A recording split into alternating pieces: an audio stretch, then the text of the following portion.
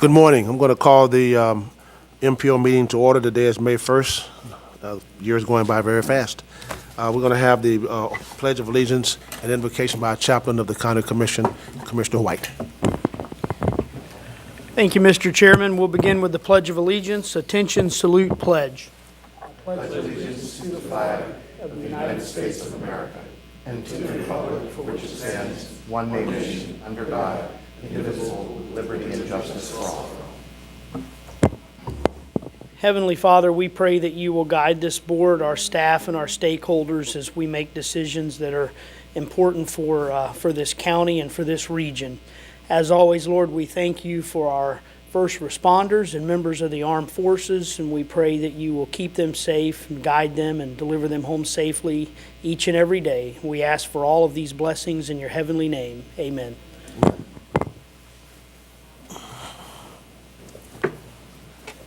I have one memo from Councilman Guerra. He will not be here. He's asked to be excused, so I want to get that into the record. We're going to move now into public comment. You have 3 minutes for public comment, so we'll take them this morning in order. The first one is Rick Fernandez.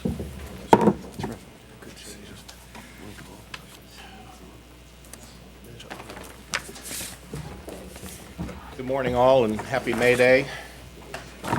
My name's Rick Fernandez, 2906 North Elmore Avenue, Tampa 33602. Oh, sorry.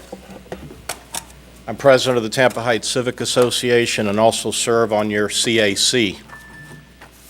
I'm here today to direct comments to your agenda item 7D. I'm sorry, Commissioner, is the time up? Because I've got a blank time here.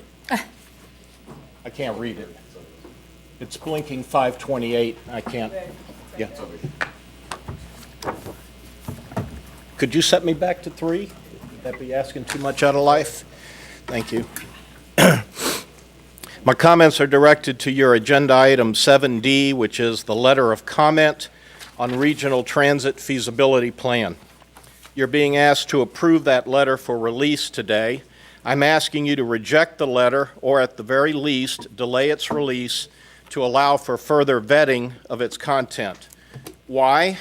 Because over the last 2 months, you have been presented with 2 sets of work product related to the RTFP. The first was a set of comments and questions produced by MPO staff, presented to the CAC on March 14th of this year, fully discussed, enthusiastically approved and embraced, and recommended to you. According to your agenda backup materials, this board initially approved this work product for release to the study team. Then for some reason, unknown to me, you reconsidered that release and asked staff to author a letter framing our fully vetted questions and concerns in a, quote, more positive light. What does that even mean? Now that was a scratch my head moment. I have to admit, was someone concerned for the tender sensibilities of the folks over at Jacobs Engineering? I think they can take it. They're going to hear this and more when they come out for public comment. The result of your request, I assume, was the letter that you now have before you. I submit that the comments and questions work product, the one that we reviewed and approved, captures the sense of the citizens in both substance and tone. The letter you have before you today does not. As an example, if you look at comments 1 and 2 of the CAC recommended report, comment 2, by trying to serve too many purposes, the proposed Catalyst project might not do a good job serving any well. Comment 3, improving regional transit is needed, but cannot come at the expense of underfunded local bus service. Just a couple of points drawn out of the weeds, but now compare that to the opening salvo that appears in the letter before you.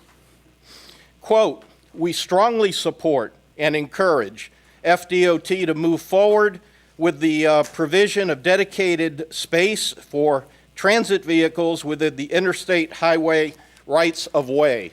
Again, in substance of tone, we have alternative universes. If you're going to ask us for an opinion at the CAC, for God's sakes, at least listen to us and give us the respect that we deserve for the time that we give you. Thank you. Gary Cloud.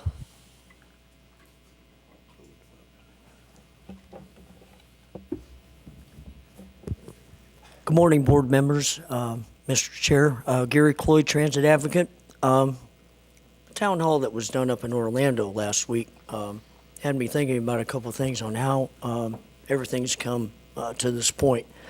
Ms. Alden and Mr. Chair Amani, who just walked in the room, everybody on the board has something in common. Probably everybody at the board is what you would say a first-round draft pick. Everybody's pulling you in different directions, all these expectations, all these demands.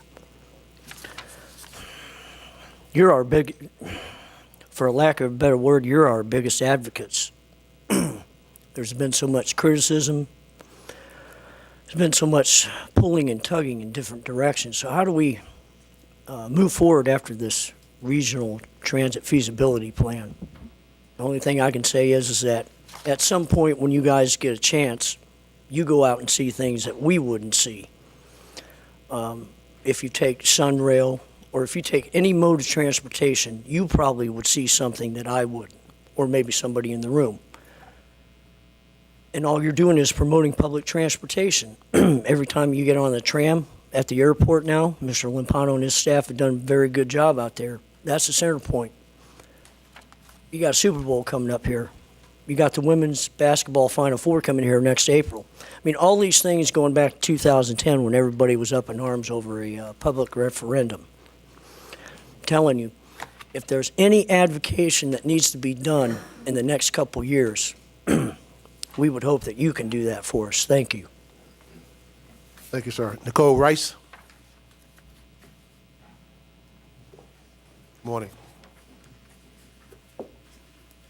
Hi. Can I?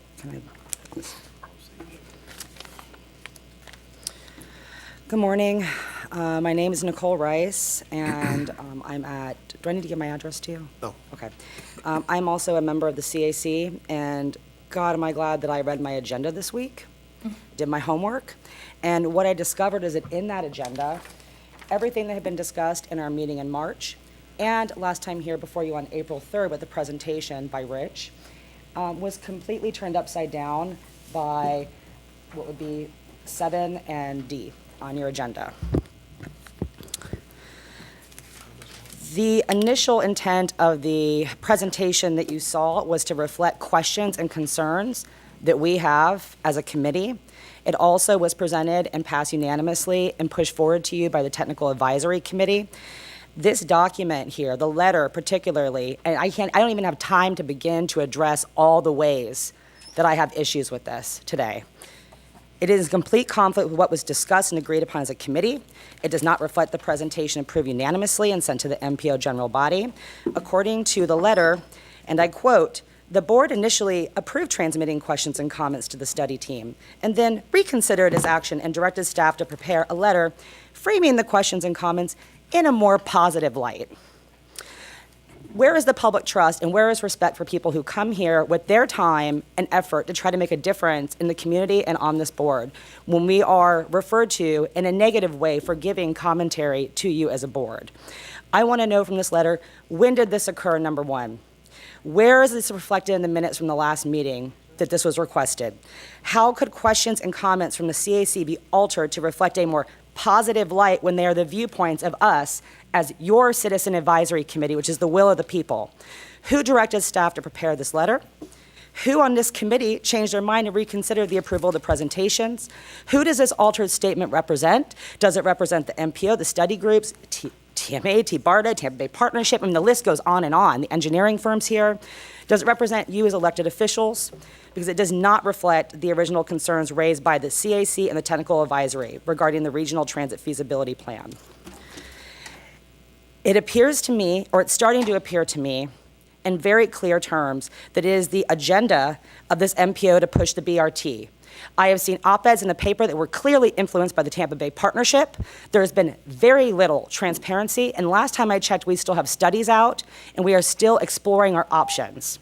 So it's time to come clear on this, and there's some questions that we asked that we need you to answer, please. That's all we asked in our presentation. We never said strongly suggest, we never said recommended, we never said highly recommend.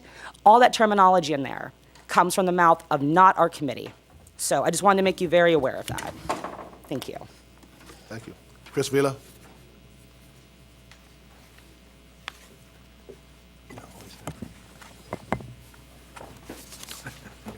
Morning, Commissioners. Name is Christopher Vela. I live at Ybor City in Tampa, 33605. I'm obviously a City of Tampa resident expressing concerns of appropriate representation of our urban core and undervaluing a committee of citizen volunteers serving our MPO. Adoption to support a letter of guidance regarding the Regional Transit Feasibility Plan, known as the RFTP, to our TMA representatives should be delayed. The CAC should be encouraged to review this current transmittal and allowed to make final comments and/or amendments before the board approves it. There is plenty of time, no reason to rush through a summary of public questions and concerns related to the RFTP. Number one, as stated in the letter, the CAC comments and questions were reframed to be brought into positive light. I asked the board to question the MPO staff, the executive director, why CAC concerns are glazed to be palatable. For what reason are we marketing the CAC response for a regional plan that isn't popular to the public? Lastly, why was this agenda item brought up in less than a week's time for the board to digest? Number two, the sole competition for funding and prioritizing regional needs over outweighing local trips is troubling. The Tampa Bay Times reported just yesterday that 91% home-to-work trips that start in Hillsborough County end there. And similarly, 86% of Pinellas trips start and end within its borders too. So why are we prioritizing regional needs over local? Why has Jacobs felt this fake BRT was cost-effective? What about the cost of stations, operations, the duplicity of running parallel circulation services to interstate buses? Was this transit ever judged against reduction of air quality or lifetime cancer risk in my neighborhood? In no way Hart can afford to provide access to this fake BRT. Does Jacobs assume that we would all absorb this fiscal nightmare? Once again, the Tampa Bay Times, is my third point, reported earlier this year that other modes like surface rail and CSX have been downplayed, while this fake interstate BRT was somehow elevated as a choice. The Imagine 2040 also concluded with 35,000 people surveying it, or putting an input, rail was chosen as the preferred transit mode. Lastly, since 2005, the MPO has spun out countywide surface road BRT studies that would have moved tens of thousands of people locally by now between our urban centers. So why are we assuming an end game on a study that's also a year out? In 2016, FHWA proposed a rulemaking to regionalize MPOs. Our MPO staff, including our executive director, justified hardships to effectively service Hillsborough County and the transportation needs of 3 cities in our county. While it's known that regional planning isn't dismissed as part of the MPO's mission, it was made clear that the integrity of the service to more local metro areas would be a hardship with regionalizing MPOs. I simply do not understand the logic why an MPO desires to remain a standalone public authority, yet wants to elevate regional needs over other counties above our own. Thank you. Kimberly Overman?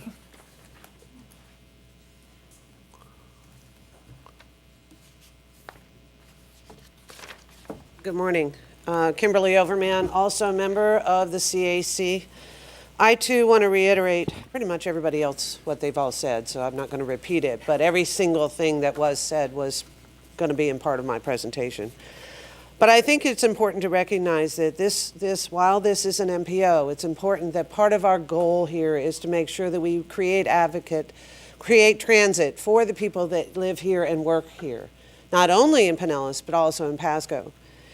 In May of 2017, and then again in February of 2018, you received studies, it's in your part of your package and it's in your package today, that indicated that the majority of the people that use the possible roads as well as transit in our communities actually stay in those communities. The regional transit study actually creates an opportunity to address a very small percentage of the people that move from county to county. as relative to the needs of those in each of the respective counties that make up this MPO. It's very clear with the change in the direction of the questions that were asked by your CAC. Those of us that read all of the reports that you read too, as volunteers, to be able to responsibly act as citizen advocates for those that live in each of our respective areas. You have appointed us to be responsible and to share with you what the citizens have as concerns. This letter that everyone is referencing seems to smooth over the issue of prioritizing our goal, which is to create opportunity and ways that our citizens can use ways to get around our county in order to take care of their families, to be able to obtain jobs, to be able to get to work. It's very clear we've missed the mark when we ignore these kinds of numbers and prioritize a BRT over other options. It is very clear there's a bias towards the other options when many of our planning staff seem to want to whisper the word rail instead of say it out loud when we're talking about BRT. The inherent resistance about looking at the CSX as an option for the Hillsborough area, also it reflects a lack of understanding that we have CSX area that can serve both Pasco and Pinellas as well, while as we have focused on that between USF and here. So I urge you to reject this letter, recognize that it was not reflected in the minutes why the changes were made, and that you have a large number of people in the CAC that object to the way this is being presented to you. Thank you. Thank you, Mr. Overman. Ralph Taylor. Ralph Taylor. Good morning, everyone. Sorry I was a little late, so I assume that everyone is against this letter, so I'm not even going to cover that.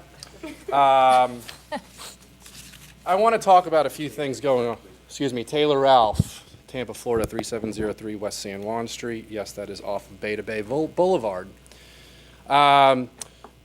Despite what our president says, facts matter. And it's very easy to play politics and very easy to take the easy way out on these things, but unfortunately we've done that for too long, and now the easy decisions are done.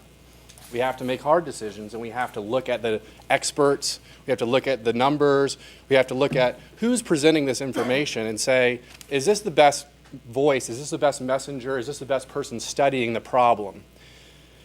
What I don't understand is that we have people in the community that are considered leaders or transit leaders, but I'm not really sure what their expertise is actually. I know that their goal is they state that their goal is we need to do something because assuming something is better than nothing. That's not true. It's nice to plan things and say, hey, this is the easier option or this is the cheapest option or whatever, but it's also easy to ignore what easy and cheap will do to a project like this Catalyst transit project that we're all looking for. If we take the easy and cheap way out, we aren't going to get the return on investment that we want. The BRT plan that is currently being proposed is basically build a bunch of transit buildings and hope that TOD happens. I work in real estate.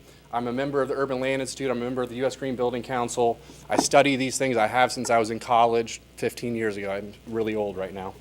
But it's important that we understand that what's going on is that TOD is not built around buildings. It's built around people.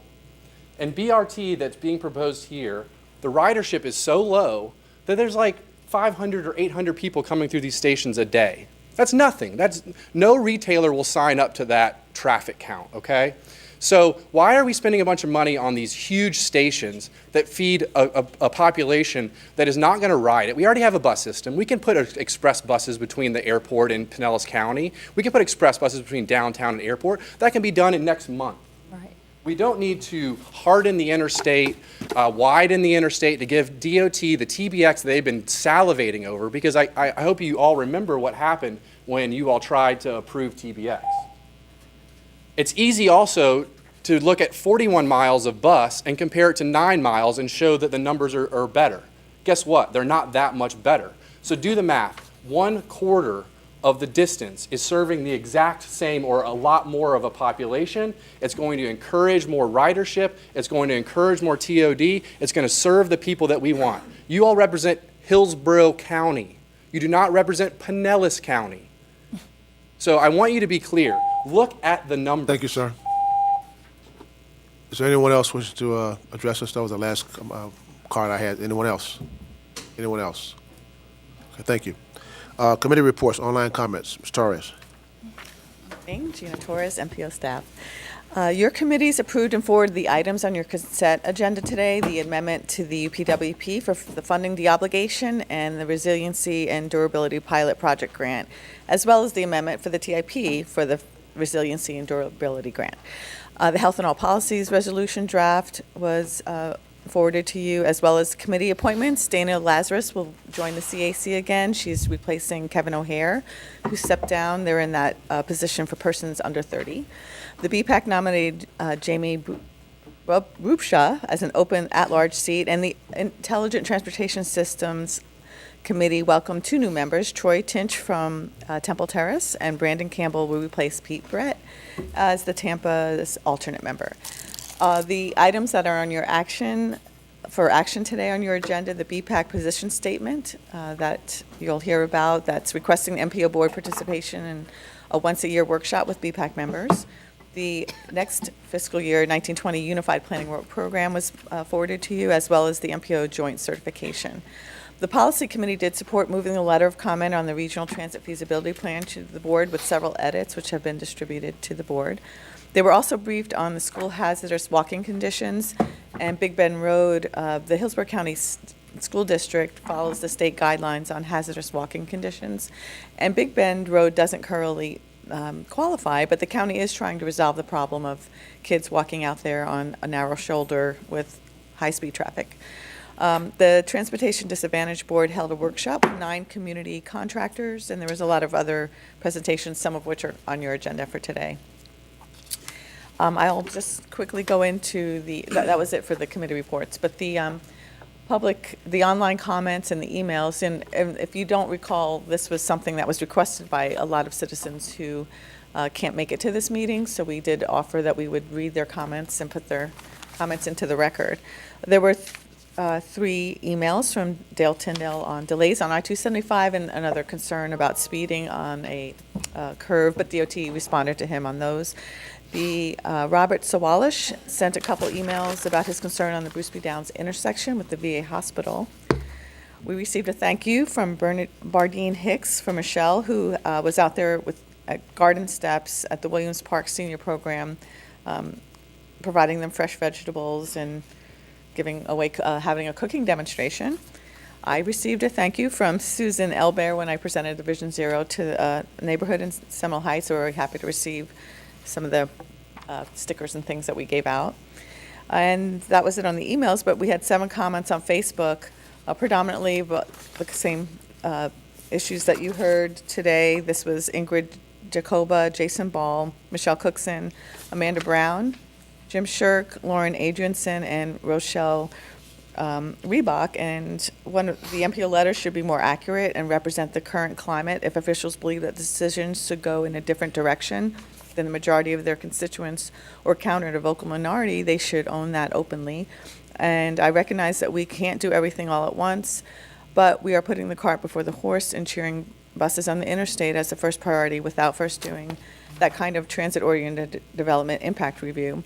And it shouldn't be a matter of debate that we begin negotiating with CSX now. There should be no reason for any delay on that. So those were your online and email comments. Thank you. Any questions?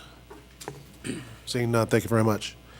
We have 4 items on the consent agenda. Approve the minutes from April 3rd, 2018. Mr. Chairman, sorry, I'd like to have one of the items considered for a separate vote on the consent agenda. What might that be?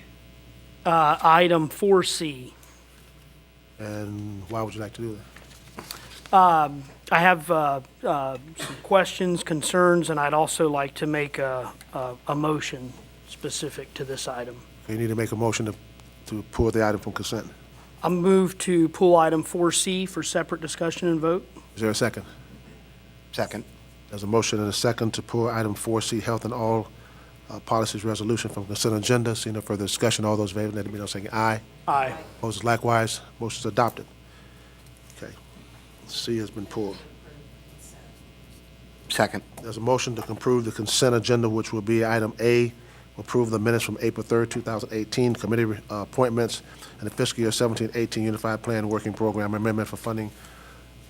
Any further discussion? Yes, sir. I do just have a question on 4D.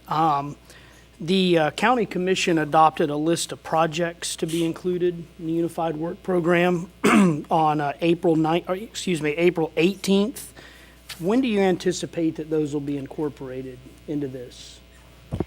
So that actually pertains to your item 7B, which is the Unified Planning Work Program draft for the next 2-year period. So item 4D on the consent agenda is an amendment to the current year Unified Planning Work Program. Got it. Okay. Okay, so that's incorporated into 7D. Yes. Okay. 7B. 7B, excuse me. Okay, very good. Is there any further discussion on the consent agenda? Seeing none, all those in favor, let it be known by saying aye. Aye. Opposed, likewise. Motion is adopted. We need a roll call vote on the Transportation Improvement Program Amendment for FHWA Resilience and Durability Grant.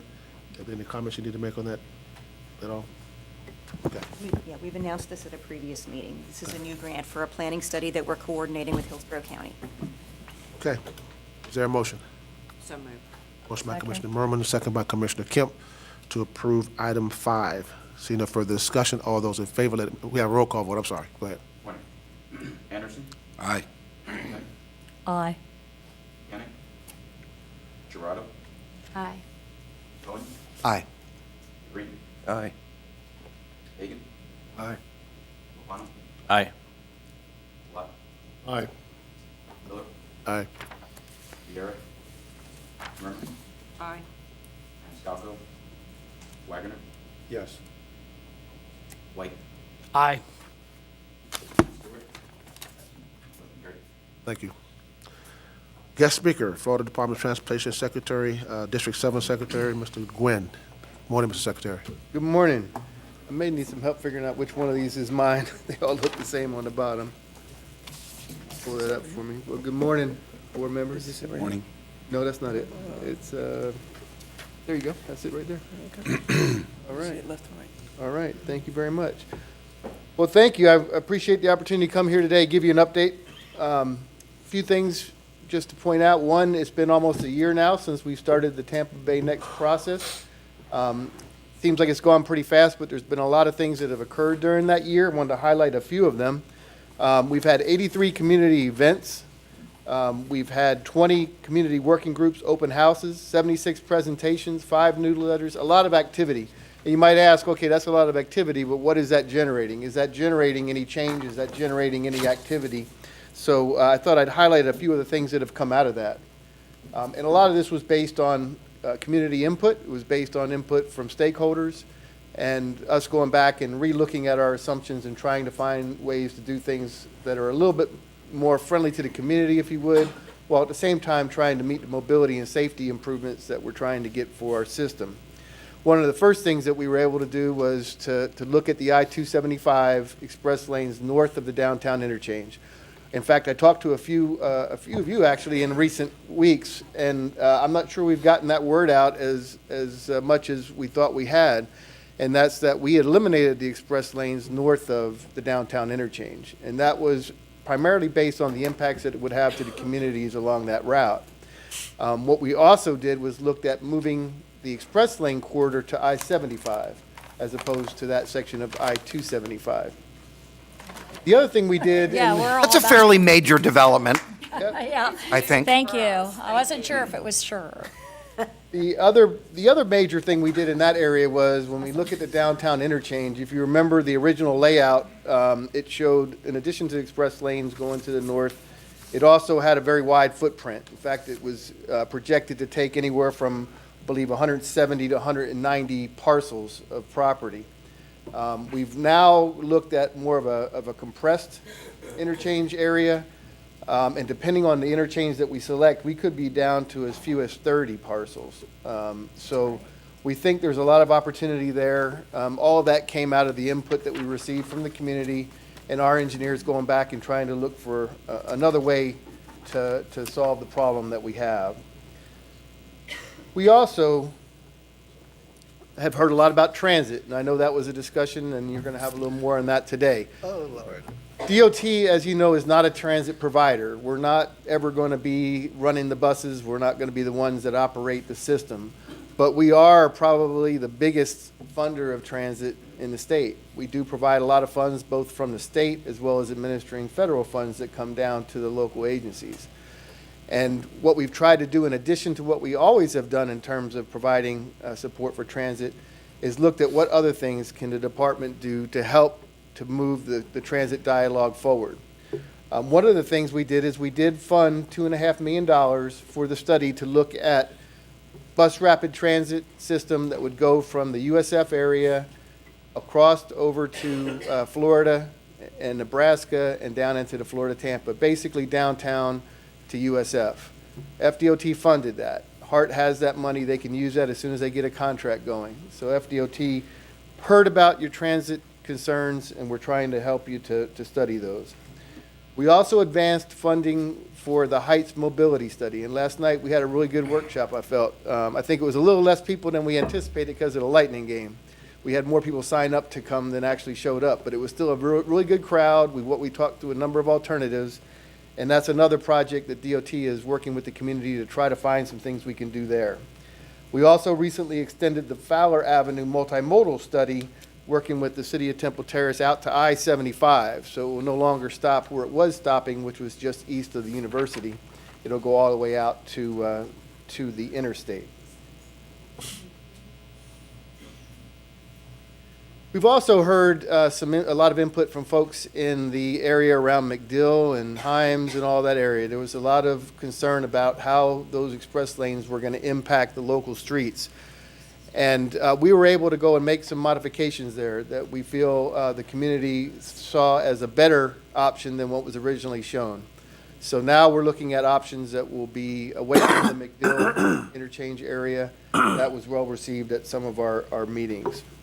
We've also gone ahead and done some operational improvements. Right now, we're waiting for proposals on the I-275 punch-through project, we call it, basically adding another through lane through the interchange at State Road 60 on 275, so we'll have 3 lanes in each direction instead of 2. We're also widening a number of the bridges as you go east or north from there, so that that merge that comes from over by the Veterans, that 2-lane loop ramp that always gets jammed up, has a lot longer way to merge. That should hopefully free up some of the congestion in that area. It's not a permanent fix, we know that, but it is something we think that could have a pretty immediate impact on the corridor.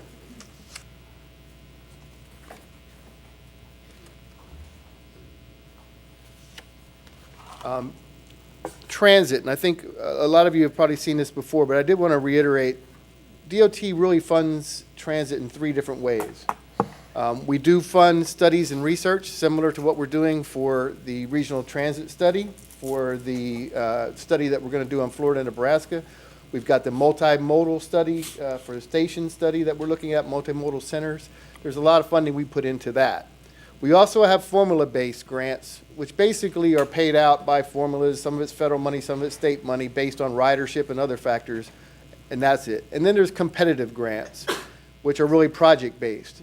And I think over the years, we've had a lot of projects that we've hoped would be good candidates for those grants. But unfortunately, we just haven't really had everything that needed to be put together in order for those to be competitive.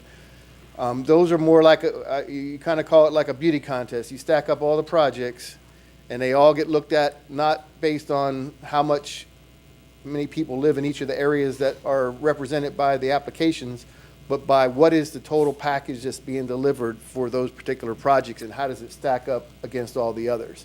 So that's something to keep in mind as we're looking at some of these regional and even local transit projects. There's a lot of things that are looked at beyond we want something. everybody wants something. We've got to be able to provide a package that shows them that we have a package that's competitive and hopefully better than what other cities and regions around the country and around the state are putting in for their projects. Interstate modernization, you know, we're also not just waiting on whatever comes out of the SEIS, whatever comes out of the area of West Shore, downtown interchange to look at things that we can do near term. We've got a number of projects that we're doing along the I-75 corridor right now, and some of it you've probably seen around the I-4 interchange where we've made some improvements there to try to free up some capacity and get some bottlenecks cleared up. I'll show you here. Let me go back. I won't read to you all the projects that we're doing, but essentially what we're doing is we're going up and down the I-75 corridor, finding the places where we have safety problems, crash problems, where we're finding places where we get typical bottlenecks, where merges and weaves cause problems, and we're looking to try and fix those ahead of any major project. A lot of those projects are already designed and are going out to construction this year. We've got one major one that'll make a new interchange at the Dr. Martin Luther King Jr. Boulevard and I-75 interchange. It'll be a diverging diamond interchange. And I know, Beth, you all wanted to see it. We're going to show you a video in a second of what that looks like. It's a new type of an interchange. If you've been down to Sarasota, you may have seen it at the University Parkway and I-75. So far, it works really good. We're getting ready in June to start building one at the interchange of State Road 56 and I-75 in Pasco County. So that will actually be the first one in the district. But this one, we think, will have a really good impact on the interchange, and also as it interacts with the other major interchanges north and south of there. So hopefully this will work. Let's see. Is that it right there? That's pretty loud. I don't know how to turn that down. This is actually the interchange at I-75 and University. So this is the actual one. And you can see as you're looking down on it, what basically happens is as you go through the interchange, you take the traffic that normally stays on the right and you weave it underneath. And what that does is it basically turns your left turns, which are usually your problem at interchanges, into right turns more or less. You're still turning left, but you're not turning across traffic. Down in the University Boulevard, a lot of people were worried about how are people going to get confused? Are people going to be? You can probably mute that if you want. Really need the music. But as you see, it becomes pretty. I think when you drive through it, you don't even realize that you're crossing over to the other side. It's laid out very logically so that as you're driving through, you just follow the lines and you go through, and it's worked really well. If you want to know more about this, there's a lot of information online. I can tell you that I was there in the morning. They opened up the one for University because I happened to work in that district at the time. It went flawlessly. Nobody was confused. They haven't had any problems with it. So if some folks look at it and say, how are people going to know how to get through there? It's been working very well. Oh, there goes the music again. All right. All right, we're also going to be working with the county on the Road to Success project as well as THEA. So we'll be participating in that soon, trying to continue to get information out there about projects upcoming and how we can also be supportive to the DBE, SBE, other companies that want to do work with us, and that will be coming up May 9th. The last thing I wanted to just go over real quick, because I've said this to a number of people, but I do want to make sure we reiterate this. There has been a lot of press recently about transit, and in some of that press, I know there's been, some of it's just been right out statements, others have been implications that DOT is pushing a particular alternative, namely the BRT that goes from Wesley Chapel down to St. Pete. I want to reiterate that that's not true. We are waiting for direction. We do not, quite honestly, care about which option as long as there is a viable option before we put our money into it. Whether that be a BRT system, whether that be a rail system, whatever it is, if the local support and the local funding is there, we're ready to stand by to be a partner. I would say, though, it's only fair to the Jacobs team to remember that their task they were given by the TMA was to come up with a regional catalyst project that would be a good candidate for federal funds. Those were the two things that they were tasked with, regional and federal funds. If you take one of those two out, you don't need the Jacobs study to really look at that. You can do that yourselves. It can be a local transit project. It can be a project that's led by the county, by another agency, HART. It doesn't need to be through TBARTA. But TBARTA's role is regional transit. And so I'm assuming that when they come to us with a project, it'll be a regional project. I would also just encourage you to remember that when we compete, we're competing with other regions as well. And if we consider ourselves a region, our voice is going to be louder. Orlando, that's kind of how it worked with Sunrail. You know, they came together, they got, of course, they have a regional MPO, which is different than us. But we would, if we came with resolutions from Pasco MPO, Pinellas MPO, and Hillsborough MPO, as well as the county commissions and all that, that would be a much better project to compete for federal funds against, say, in Orlando, who is going to want to expand their Sunrail and have that kind of support from all of theirs, to have a prioritization from the MPOs, and also to have a funding plan and an agreement. Because those are the things that really we're going to need if we want the federal funding, and that's the things we're going to need to be competitive. If we decide not to go after federal funding, then that also opens up other doors, but it also increases the amount of money that the state and locals would have to put together.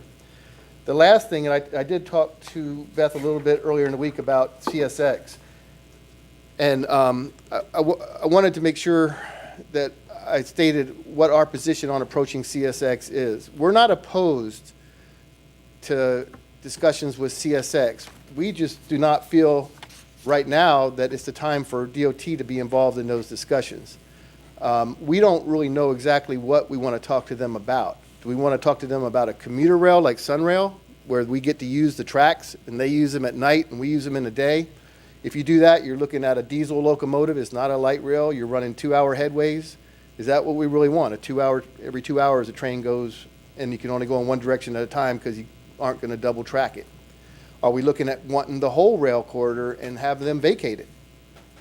There's a lot of questions out there that we would want to have before we felt we were ready to go and enter any kind of discussions with CSX. And that was what happened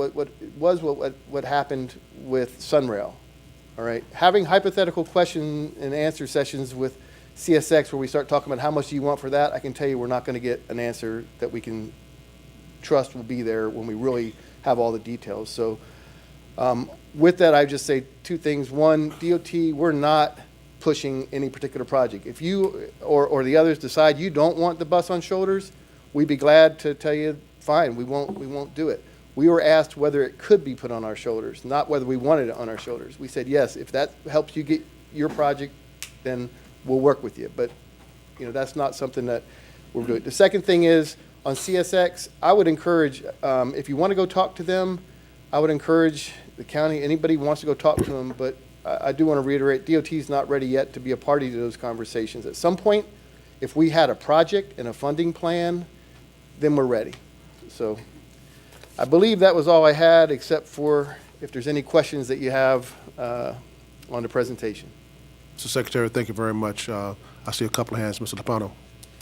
Thank you, Mr. Chairman. Secretary, tell me about the punch-through and what would the effect be for the airport? The punch-through project? Yeah, well, the main elements of the punch-through project are going to be for your, well, if you're coming from Pinellas County across the bridge, what will happen is that now where you have a lot of those backups because it pinches down to the 2 lanes, you'll start to see that queue being less because you'll have 3 lanes to get through there. And more than that, when you look at the merge point, one of the major problems that we have is where those 2 lanes that come over from the airport to go north or east on 275 merge into that northbound or eastbound traffic. What we're going to be doing is instead of having that merge occur shortly after that loop ramp intersects with the main line, it's going to be pushed close to a mile up the road by widening the bridges all the way up towards Lois and Dale Mabry. So it should free a lot of the traffic up and around there. Commissioner Kemp, you recognize. Thank you. I want to thank you for the presentation. It was very good to hear all that information and for the work that's been done and the changes that have been made. And I really do feel like as if DOT is being very responsive. I want to ask a couple questions. As part of this project, as part of this, I mean, I just look at it as the whatever we want to call it, the I-275 rubber tire concept. I mean, it's really a bus station plan in my mind because it's $440 million out of $455 is spent on bus stations. But the shouldering, anything that you all do, it's done outside of that plan, right? I mean, is there any intersect between the two? Like you'll do the shouldering no matter what, or how do the two intersect? Well, and kind of how we got to this point was originally they were looking at some sort of, whether it be bus and express lanes, whether it be bus on an arterial, how could we do that? And every time they kept running the price on it, they found that it was too high. If you were going to create its own lane for a bus system, BRT, they found that instead of the cost being competitive to get federal funding, instead of being in the $10 per ride area, it was way, way higher, probably 20 to 30. Okay, so what they said is that that's just doesn't seem to be something that would be competitive for federal funding, which was one of the two mandates they were given for their study. So they came to us and said, look, what if we could use your shoulders instead of creating a lane? If you guys are going to be doing work out there over the next few years anyway, could you do something to help us to fit that bus on your shoulders? And we looked at it and we said, is it a perfect situation? No, it's not. There's a lot of things that have to be worked out. And in the PD&E study, a lot of that would have to be looked at as to see how you do that.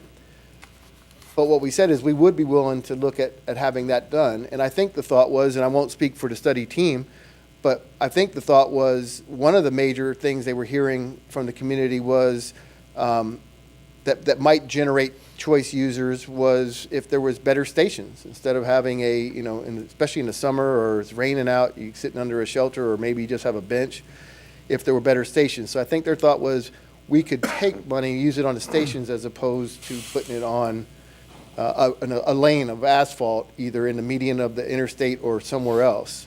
That was, I think, what the thought was. Well, I wouldn't subscribe to, and I would think it would be something that would never stand, is to make its own lane because it would be terribly expensive. I mean, we're talking hundreds of millions of dollars for, even if it were every 10 minutes, 6 buses an hour, 240 people instead of 2,200 cars. I mean, it would never even survive for a second as a, at that level, as a singular lane, the BRT described. So I am interested in shoulders, but my question is, this plan shoulders aren't part of this plan. I think it's very confusing for the public because shoulders have nothing to do with this, as I can tell it, nothing to do with this plan. Again, like 400, so here's what I'm trying to discern. 440 million of this 455 million is for these massive stations that don't do anything. It's not operating costs, it's nothing. And to me, express buses with limited stops can do the same thing with the stations we already have and the places we already have in place, or maybe just a little something, not, I feel like wasting huge amounts of money on this thing. So the shouldering, though, to me, can that just happen anyway as you move forward? Because we could put our express buses on those shoulders that we just operate already. I mean, so will the shoulders happen? or does it have anything to do with this? Yeah, shoulders, for me, the area where I thought the shoulders would work the best would be north of downtown on 275.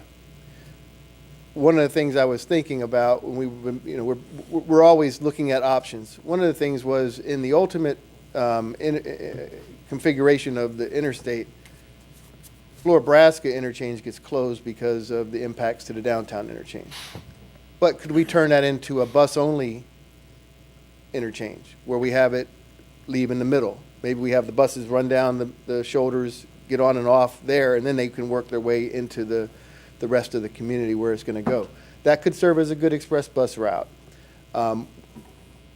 I think we could look at doing things on the shoulders, even if it wasn't part of the overall T-BARTA recommendation. And that's why we didn't really include a lot of cost in there for it. The bus on shoulder is, I think it's quite honestly more of something to try to create a federally competitive project. That's why I think a lot of it came up. Now, the transit corridor along Florida and Nebraska, the BRT, that would have to be looked at in conjunction with this. Right now, I wonder a little bit if we're a little bit ahead of where we should be in making recommendations on this study, because we just started public involvement. We haven't even heard what the public has to say yet, and yet we're ready to go in there and start saying it's a dead project, let's not do it. Maybe that's what the end result is, but is it fair to the public not to at least give them the opportunity to weigh in on it? If they weigh in on it, and then at the end, T-BARTA and the other, you and everybody else decides that's not what we want to do, then, there's nobody here saying you got to do it. But we do have a public involvement process that's going to play out over the next few months that we ought to at least give them the chance to weigh in.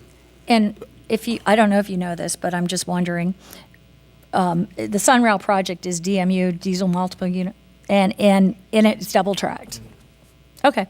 And so they run every, they can run every 15 minutes or so. They run 1 hour headways into peaks and 2 hour headways off peak. Main reason, quite honestly, is the operating costs and how many trains you have, right, and all of that. And it's just, right now, I believe between, I don't know the exact hours, maybe like 4 to 7, they might run every hour, and then they run every 2 hours between like 9 in the morning and 3 in the afternoon. But it's a lot more than just double tracking it. You got to have more trains. You got to have more. Right. And the other thing is that's a regional train. I mean, it's 41 miles long, so they have a little bit of a different type of a setup. That makes sense to me. But there's no technical reason why the CSX here can't be DMU, double tracked, and run every 15 minutes.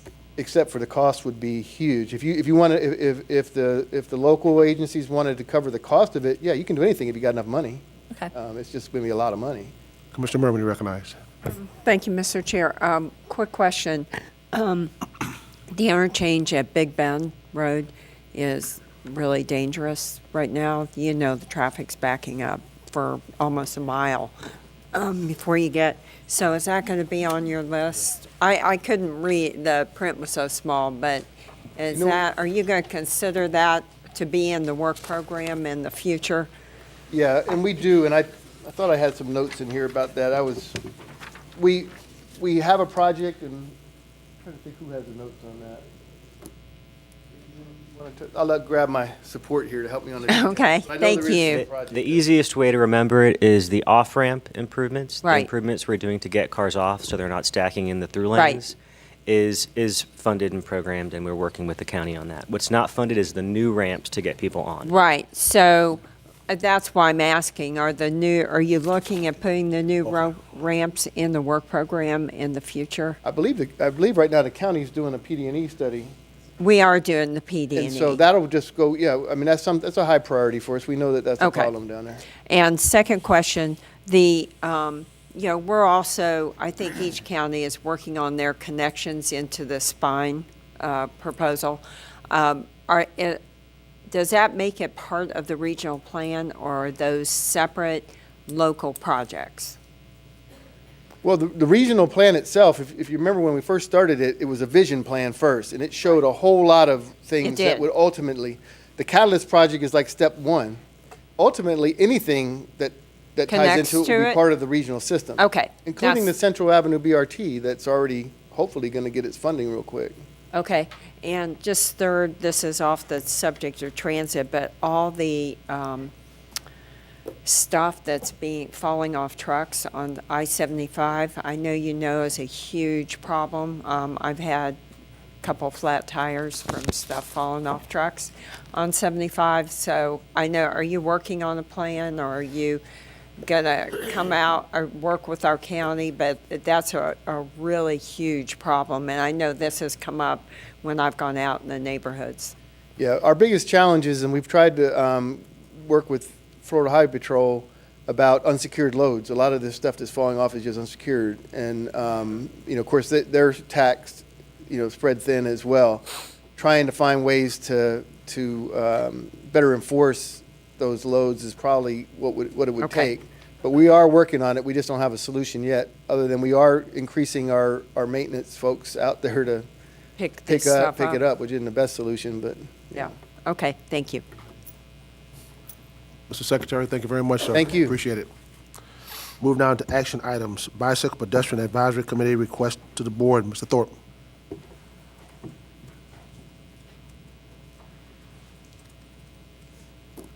Thank you, Mr. Chair. Good morning, ladies and gentlemen. My name is Patrick Thorpe. I am the chair for the Bicycle Pedestrian Advisory Committee with the MPO. I'm here to speak to you today a little bit about real choices when not driving. The goal of Real Choices for Non-Drivers Investment Program is to expand mobility options in the form of bus service, paratransit service for the transportation disadvantaged, and safe pedestrian and cyclist facilities. Any time that you can move people without a single occupant vehicle, you are improving the urban fabric for people. Additionally, reducing the total number of single occupant vehicles in an area of interest lessens congestion. Residents of lower income areas, particularly unincorporated Hillsborough County, have few reliable options other than driving. This creates inequity for residents not directly served by mass transit corridors. Recent reductions in bus service directly places the Mission Max program near the lowest funding scenario envisioned within the Long-Range Transportation Plan and below many U.S. cities with similar populations. Additionally, the proposed elimination of courtesy busing within 2 miles of schools creates safety challenges and places students at risk in those areas. There are no simple answers when discussing mobility, especially across a landmass as large and diverse as Hillsborough County. As a citizen-led committee, our intent is clear. Engage the MPO directly through conversation of issues pertaining to mobility and safety. Our bylaws state the BPAC shall be responsible for making recommendations to the MPO, Hillsborough County, City of Tampa, City of Plant City, City of Temple Terrace, the Hillsborough County Environmental Protection Commission, the Florida Department of Transportation, the Southwest Florida Water Management District, and others, on matters concerning the planning, implementation, and maintenance of a comprehensive bikeway and pedestrian system. In addition, the BPAC shall be responsible for studying and making recommendations concerning the safety, security, and regulations pertaining to bicyclists and pedestrians. Therefore, the Bicycle Pedestrian Advisory Committee has the following request. Being one of the only standing MPO committees without direct and continued representation from an MPO board member, we request to be empowered to meet with 2 volunteer MPO board members once annually in a workshop format during regular BPAC meeting hours in order to develop and inform a continuing narrative that can become actionable items on the MPO agenda to improve the health, safety, and welfare of the community, provide real choices when not driving, and prevent inequity in mobility options across our region. Thank you very much. Okay. Are there any questions? That was a request from the Bicycle Pedestrian Advisory Committee to have, could you repeat it, a meeting once annually? Yes. In July, we have an annual workshop, which takes place during our regular meeting hours, in which we formulate the agenda that we would focus on for the coming year. Okay. So what we're asking for is 2 volunteer members to attend annually to help continue that narrative and inform the discussion. Okay. This is an action item. What's your pleasure? Move approval. Motion by Commissioner Merman, Second. second by Commissioner Kemp and Mayor Jurado. Seeing no further discussion, all those in favor, let it be known by saying aye. Aye. Opposed, likewise. Motion is adopted.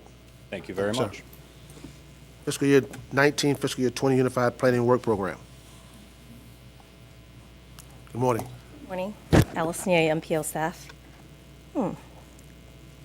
Excuse me for a moment. The item you have before you today is the, here. All right. No, it's the next one.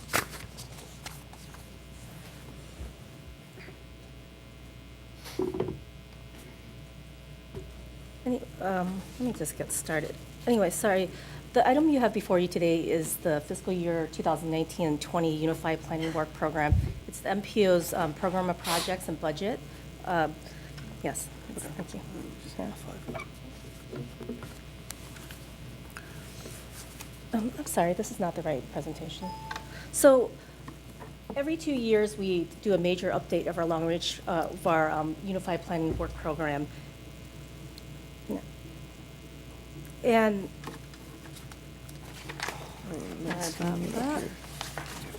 yeah. The program is basically, sorry about that. So every 2 years, we do a major update of our budget and tasks. And what that is a biennial update that helps us comply with federal regulations. That outlines all our major planning tasks and coordinates federal funding with the MPO, HART, and DOT. It's a document that outlines our 6 major planning tasks. So the MPO, our budget, is responsible for 6 major planning tasks. And that red piece of the pie you see there is system and corridor planning. And that's where the majority of the MPO's projects go, the ones that you see before you. The next large category is the long-range transportation plan and data collection, which is the next big piece of the pie.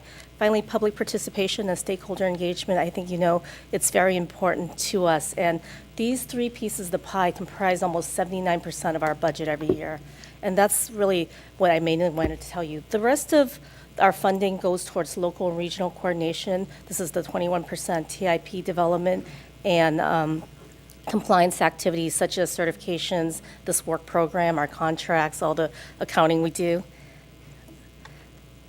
I wanted to give you a snapshot of what we've been doing the last 2 years and then going forward what we're doing the next 2 years with our program. This is not an exhaustive list, but just some highlights. Last 2 years, you've seen the Brandon Corridor Mixed Use Center study come before you, as well as a large effort on the school areas transportation study. We just heard about the Vision Zero Action Plan again. We're going to get an update later on today. The Greenways Trail and Walk Bike feasibility studies, as well as numerous studies with HART, the cities of Temple Terrace and Plant City, as well as the Tampa Innovation Place and USF. So that was the old work program that you approved the amendment to earlier today. Now, the next 2 years, we're going to have a major focus on our 2045 long-range transportation plan. We're still doing other projects, but we're focusing on our plan update. So that will involve growth scenarios, which is happening right now. We're working with our tri-county partners on a tri-county transportation element.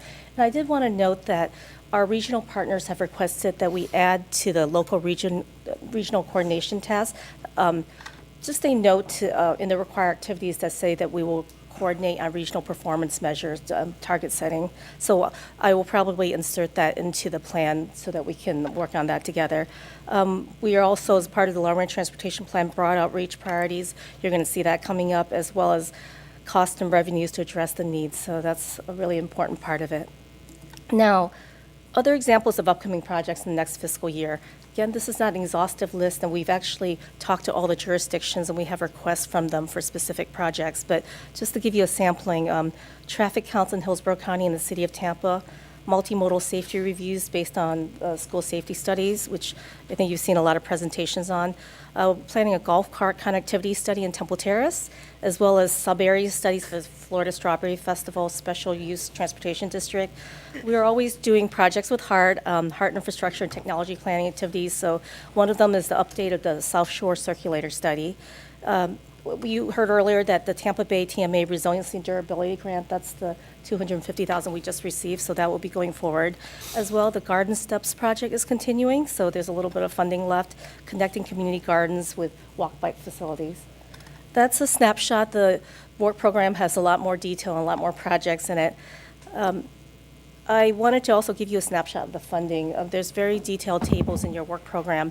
But for the 2019 funding, there's just over $3 million for our program of projects, and that includes Everything we're allocated plus some carryover activities and plus the $250,000 we got from Federal Highway for resiliency and durability. For 2020, it's around 2.3 million estimated. We have our funding annually allocated, so we're not able to give you an accurate number. Typically, the plan is for 2 years, but we come back and amend it every fiscal year so that, we can make updates. Most of our funding is federal, so the PL and STP you see in the FTA, that's Federal Transit Administration. We get that from Federal Highway Administration or Federal Transit Administration, and a little bit from the state. So really, what the purpose of the presentation today is to take any additional comments you may have and ask you to consider adoption of the work program so that we may access our funding July 1st. Okay. Yeah. Thank you very much. We have a question, Mr. Lombardo, you recognize. Yes, thank you, Chairman. Would you go back a slide through all those acronyms? It's really easy. I just want to know what they mean. This one? This one? Okay. All right, sure. We have an acronym guide on our website now, thank goodness. Yeah, sorry. So PL is planning grants, and STP is surface transportation planning. Those are the Federal Highway Administration formula grants that we get. So those are both federal money? Those are federal money. FTA is Federal Transit Administration. That's also federal money. CTD is Commission for Transportation Disadvantage. That's the state funding that goes towards TD planning specifically. TBARTA CCC is the TBARTA Chairs Coordinating Committee. All the MPOs contribute $5,000, including our MPO, to help with TBARTA services. And then finally, the Federal Highway Administration, that's FHWA Resiliency Durability Grant. That's the one we just approved the TIP amendment for.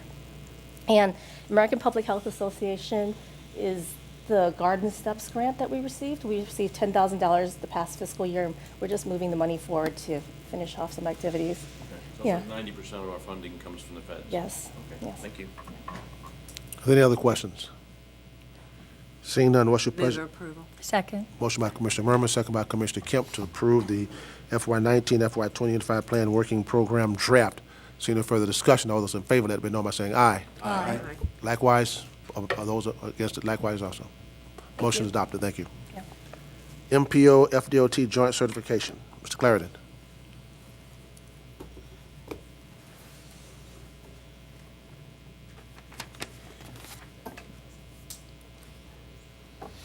Morning. Good morning.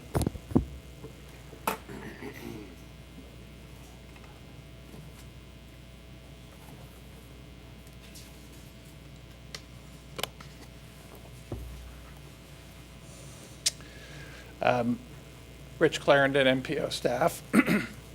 Very briefly, this is a joint certification of the MPO. It's sort of our annual report card, if you will, on how we've been doing. We have a lot of, we get a lot of grant funding, as you just heard. With those funds, obviously, there are requirements that we have to comply with. So this is sort of a snapshot on how we've been doing over the last year. I'm glad to say that it looks like we passed the audition and got a pretty good report card. Some of our notable achievements, of course, are things that you are well aware of, including Vision Zero and the impressive outreach and community engagement that went along with that. We were also highlighted for involving high schoolers in the planning process in something we call Future Leaders in Planning, which is a summertime program. And it's actually, we're in the second year of it, and the numbers are up. We received kudos as well for the Healthy Community 50, which is a grant program that's sponsored by the American Public Health Association and the Aetna Foundation. And this is our effort to promote better public health in something called Garden Steps, essentially establishing gardens to provide healthy food sources in communities where those might be lacking, and also importantly providing better access to those locations. A couple other notable achievements. Last year we went through a more intensive review where the feds actually came down and spent a couple days with us, pretty much reviewing everything.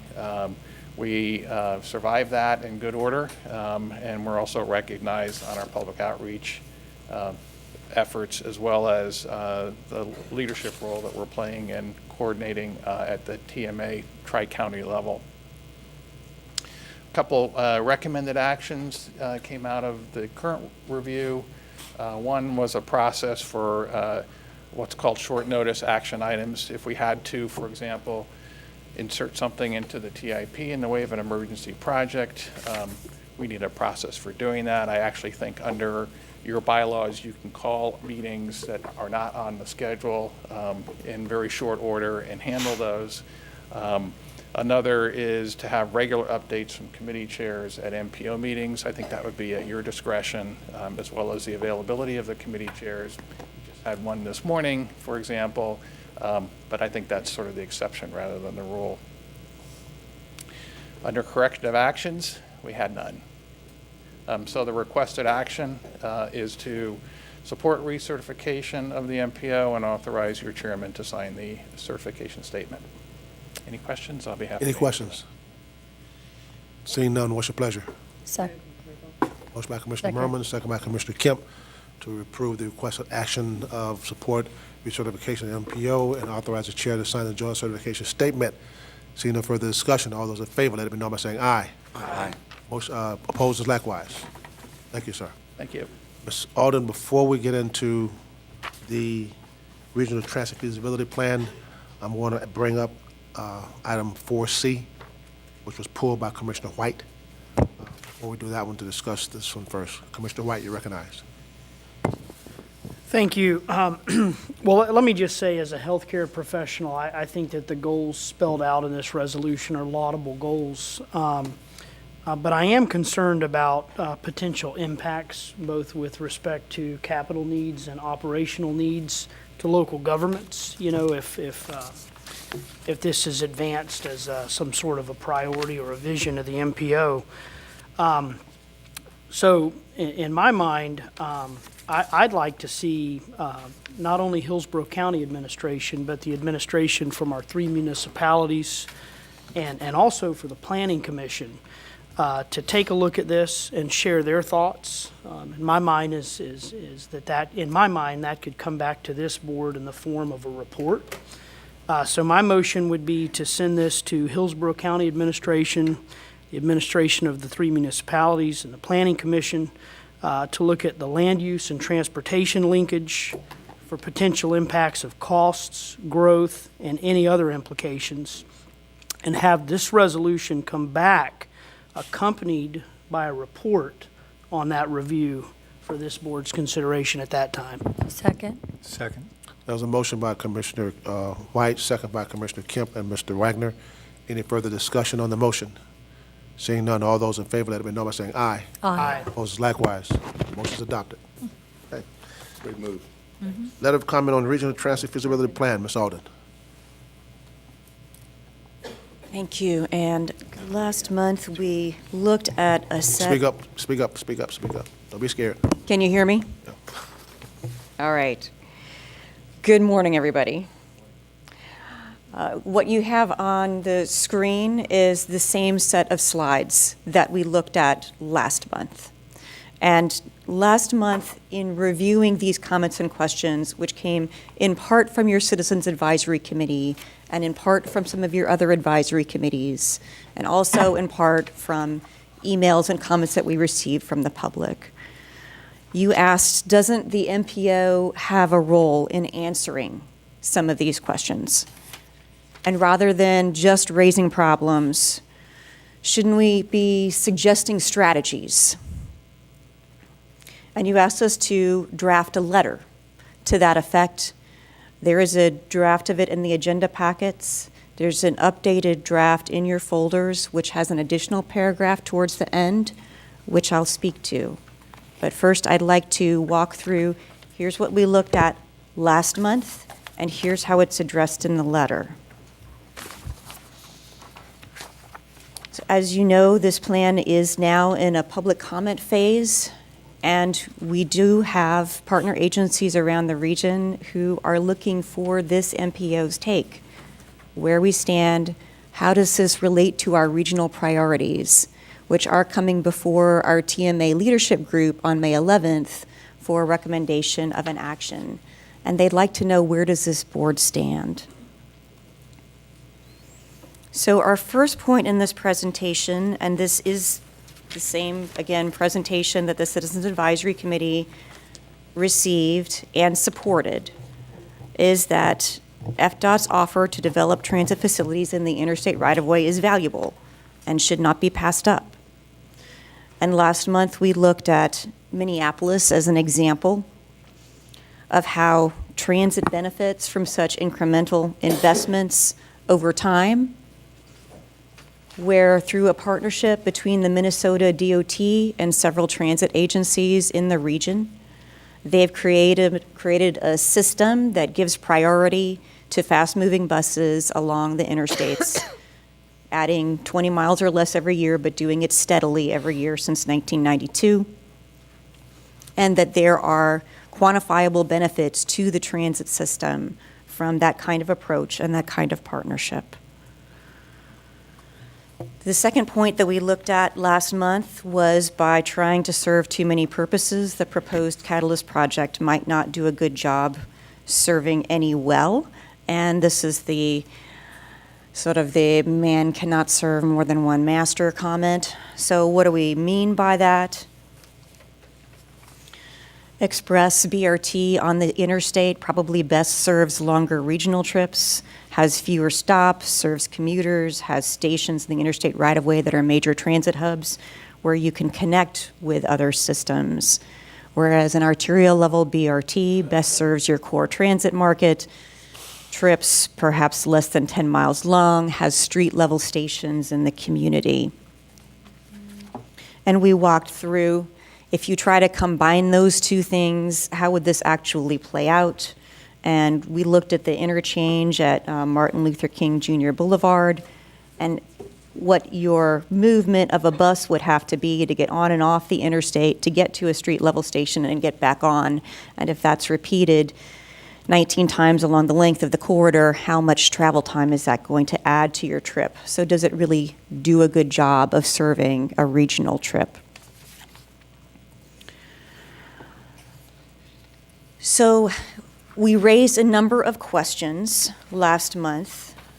Both arterial BRT and Interstate Express BRT are proposed in that corridor north of downtown Tampa. Will they compete for riders? Shouldn't they be studied as a package to ensure that they complement each other? And each of those two types of bus services serves its market well. So rather than asking that question, we've stated that as a recommendation in your proposed letter. And I don't think I have the statement right in front of me, but it is in your letter, and that's where we got to.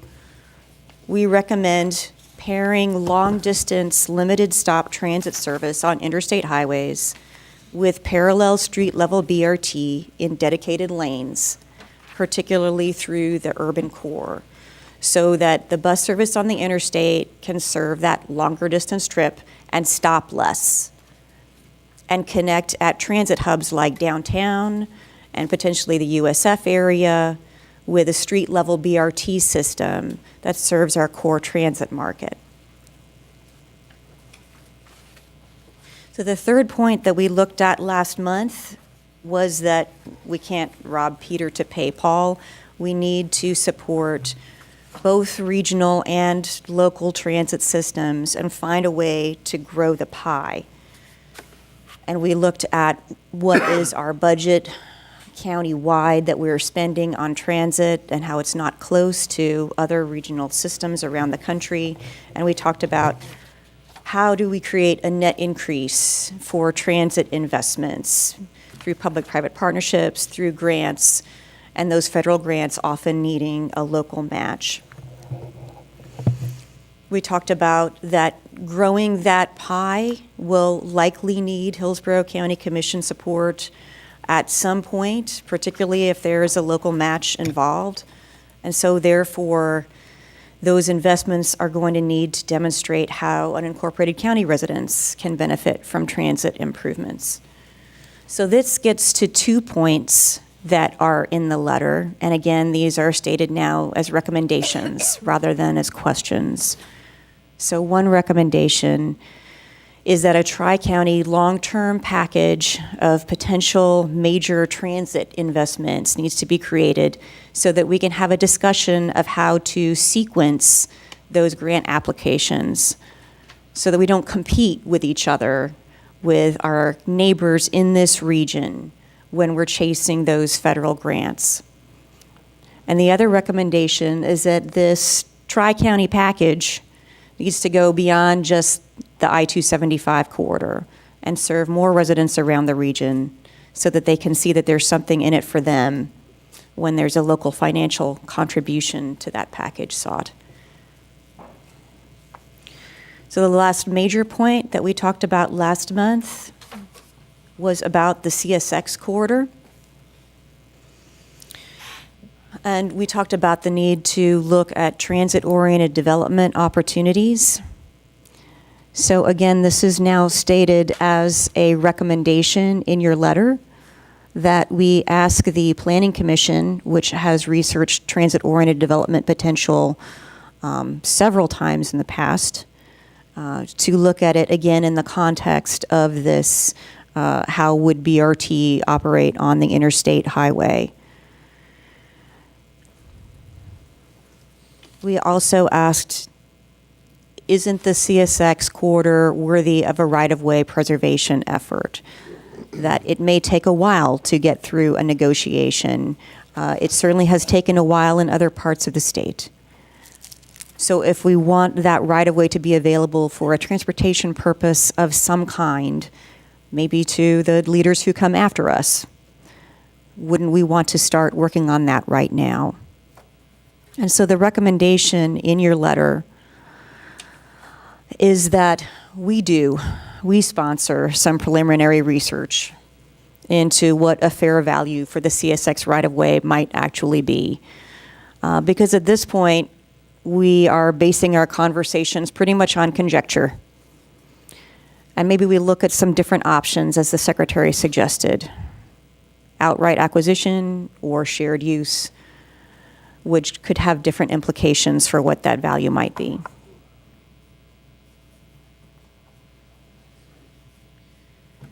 So there were a few other questions that we looked at last month, which had to do with implementation primarily. The first question on this slide, we've suggested that that be addressed as the Planning Commission looks at development potential. And this question about the relationship of the Catalyst project to other Tampa Bay projects. That's partly addressed in the discussion of creating a package and talking with our partner agencies about the sequencing of the projects in that package. So for example, the streetcar system, also potentially a Federal Transit Administration Small Stars candidate project, needs to be part of that conversation about when do we as a region go to FTA and ask for a grant, or the step before that, which is the request to enter a project development phase.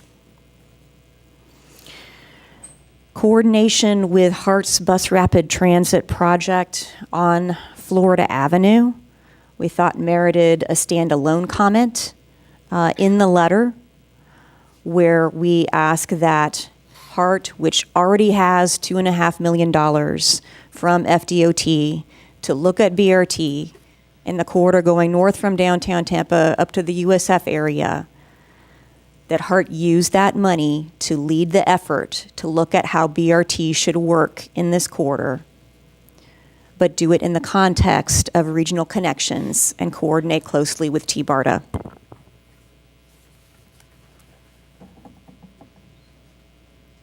The question at the top of this page, does implementation have to be one big project, and can it be segmented and phased? That's very much tied into that recommendation about HART leading the effort on one segment, and it's also reflected in your letter as a recommendation, as a suggestion to T-BARTA, that they look at segmenting the regional corridor, in part because if you try to do it all at once, it's a big funding ask to anybody. And it moves us out of the realm of the FTA New Starts program, which has a big backlog. We'll be able to compete better if we can create a more modest proposal, which can be funded through the Small Starts program.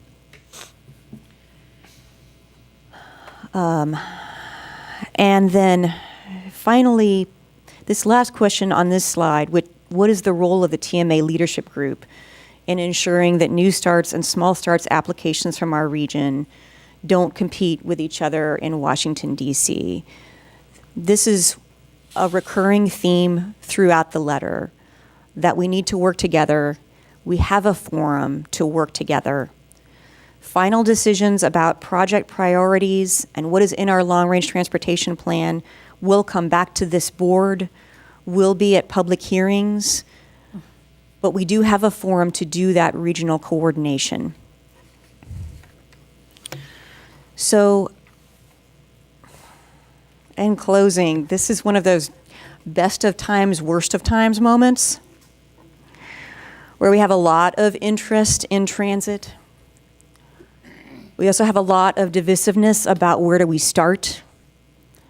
And our challenge as a community is that we have a long way to go with a lot of needs in the transit realm, and everyone is clamoring to go first. We need both local and regional improvements.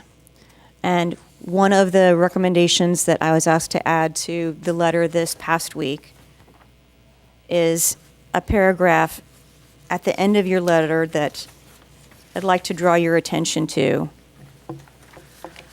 It's in your folders. So it says transit improvements are greatly needed at both the regional and the local level. To win the resources to address these needs, it's essential that we find points of agreement and work together. We're encouraged by recent progress in improving regional express bus service and regional fare card systems through the collaboration of several agencies. We hope that the next steps will build on and strengthen these partnerships so that progress can continue to be made incrementally and steadily. All of our organizations have a role to play in developing a robust and seamless transit network. Though the roles may continue to shift and evolve, we will always be stronger together. The role of the MPOs is long-range multimodal planning, and the role of the transit agencies, including the reconstituted TBARTA, is service delivery and system development. It's our hope that the Tampa Bay TMA's first ever long-range plan, to be drafted over the next year, establishes a vision of strategic transit investments at both the regional and local levels, a vision which can be implemented over time in HARTs and PSTAs and PCPTs and TBARTA's transit development plans. And that concludes my presentation. Any questions, Commissioner White, you recognize? Thank you. I'm pretty sure that I missed the last MPO meeting. I'd have to look back at my calendar, but I'll just say that I'm not necessarily opposed to doing a letter. I do think that some of the issues posed in this particular letter might be a bit premature. I will say that on April 18th, the County Commission requested that county staff work with Cutter to convene a panel of experts to take a look at this plan. I see value in possibly postponing this letter until some of the information from that study comes in. It's my understanding that we should have substantial information from that panel available by early August. So in my mind, I would think that early August would be an appropriate time to, again, take up this letter with the information from that panel available to us. And I can, if this motion passes that I'm about to make, I can make sure that that information is provided. So my motion is simply to postpone action on this letter till the August MPO meeting until such time that the information from that panel is available. There's a motion by Commissioner White, second by Commissioner Merman. in the discussion to the motion? To the motion. Commissioner Kemp, you recognize.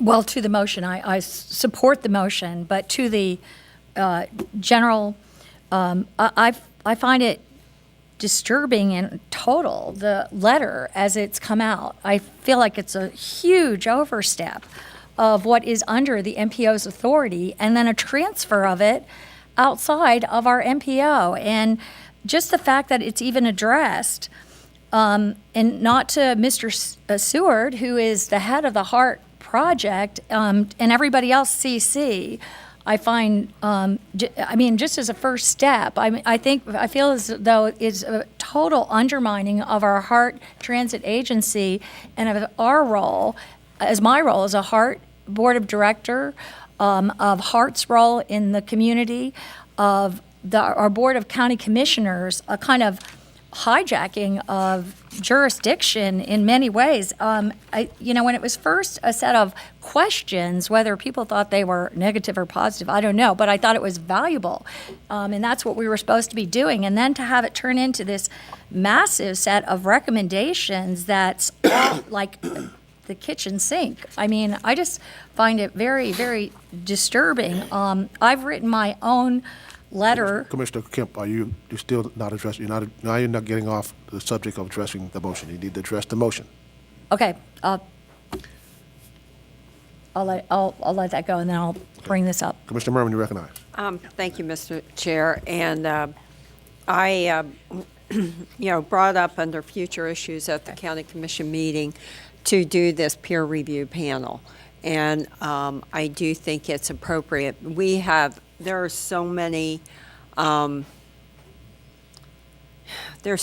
independent parts to this whole thing that we've got to have somebody look at it and tell the county what should we invest in. And I think that was really my reason. But I do think because that peer review study has not started, nor has it finished, of course, we do need that evaluation to validate any investment that we make and routes that occur. So I do think the letter is premature. And the other issues, it's just the jurisdiction issues throughout the letter were, some of them says pairing long distance, HART needs to decide independently if it's going to do things. I think it'd be worth it for the MPO to have T-Bar to come here and give us a presentation on what they see their role is. Because honestly, I'm not sure anybody really knows. Are they going to be a funder? Are they a designer? Are they, how are they going to coordinate?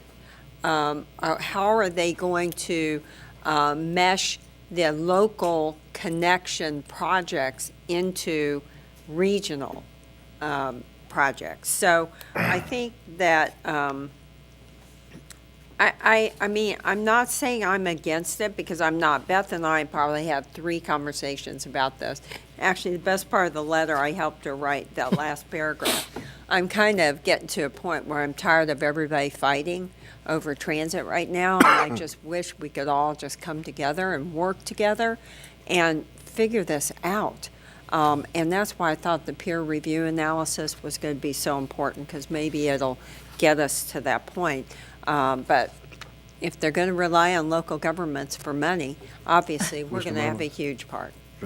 So I'm addressing, and I'm very supportive of the motion. I was going to make a similar motion, but that's my comments.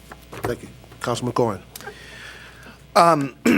I'm supportive of the motion because I think it's very clear from both the public comment and the discussion by the board that we have certainly not reached a consensus on what our questions and concerns are.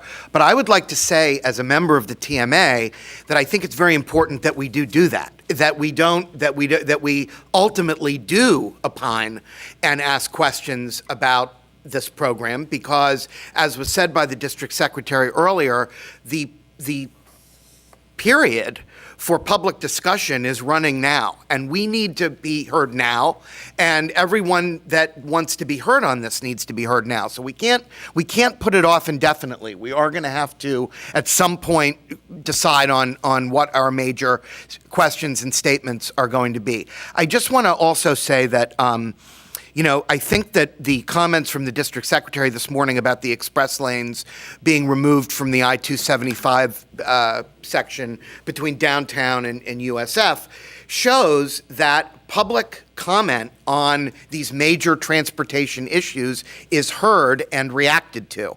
So the fact that we have this period in front of us where we're going to have all these forums, all these opportunities for people to be heard, I think is a good thing, and I think it certainly means that dissent is not going to be buried. It's going to be out there. But I just want to say directly to this motion, I'm not sure if August may not be too long. We need to work through this and figure out what we are going to communicate to the TMA, because they are waiting to hear from Hillsborough County to determine how to move forward. Mayor Lott. Thank you. I was prepared to vote no on this letter today, and for many reasons. I think I expressed that in the last meeting, but I will support the motion. And what I'm encouraged by, and I think I've been crystal clear on this, is that for anything to happen in Hillsborough County, it takes the Hillsborough County Commission to take the leadership role on this. Okay, we're all waiting for that leadership on you, and I know you're providing it and so forth, but we're handicapped until the county commission decides which way we're going, shares that with us, and then us either get on board or off board on supporting that vision, and we're there to support it. We've had many plans over the years come up, and for some reason we never have the fortitude to support these plans. There's no way we're going to get a plan where 100% of the people, okay, in this room or in this county are going to support it. But at the end of the day, kicking the can down the road just causes a bigger problem. So I respect our county commission. You work well with our community, municipalities and so forth. But after sitting here for 14 years, okay, and serving on many of these committees, I'm ready for the county commission to step up and to bring forward the plan that we can vote yea or nay on. And so I'm very excited that you have a study and you're putting together a committee and getting some more expert advice. But I hope you bring us a plan that we can vote on and take action on. So I will be supporting this motion, and I would not be supporting the letter if we were voting on it. Thank you. Thank you, Mayor Lott. Well said. Any other discussion toward the motion? Any other discussion toward the motion? Mr. Green, you have anything? Yes, Motion. Okay. I have a motion by Commissioner White, second by Commissioner Merman, and if I'm not mistaken, you said to bring this back at the August meeting? Yes. See no further discussion. All those in favor of the motion, let it be known by saying aye. Aye. Opposed, likewise. Motion is adopted. Thank you. I'd like to take a point of personal privilege with regards to this issue. I just want to point out to those of you, and I put this out there, that this was from today's paper. I think that there's significant opposition, as you've heard, in terms of this BRT project. But because I felt like my questions have not been answered at any of the forums I've been to and have repeatedly asked for it. The other thing about this is you did address it to Scott Pringle, who I understand is no longer on this project. And so I do think it needs to be addressed to Jeff Seward, who is that HART is the agency tasked with doing this. I think it also is really clear that HART needs to be the agency that is the one that negotiates any kind of sequencing or anything like that. I did put in here several questions. I have my own letter that I'm going to send, and I'm sending it to Mr. Seward. I provided you all with copies of many of the questions that I've had that I haven't been able to get answered, and that's just my start on this, and I just feel like there's been no discussion or opportunity for questions. I'm very disturbed that even though I repeatedly for a year and a half at every transit committee I've gone to, or every transportation committee have asked for this exact document, which is a market study in Hillsborough County or in the region, I'm sorry, of all the top commuter routes. And I'll point out that there's 140 identified top commuter routes in here, and not one of them goes across the bridge.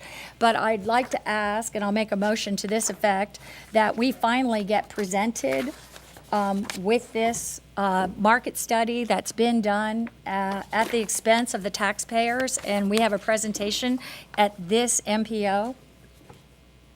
That's your motion? Yes. Is there a second?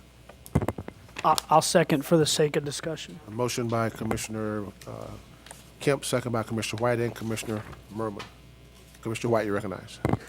So if I understood the motion correctly, you're just asking for a presentation before this board at this point? Absolutely. I mean, it's, these are 30 maps of the region, of commuter maps.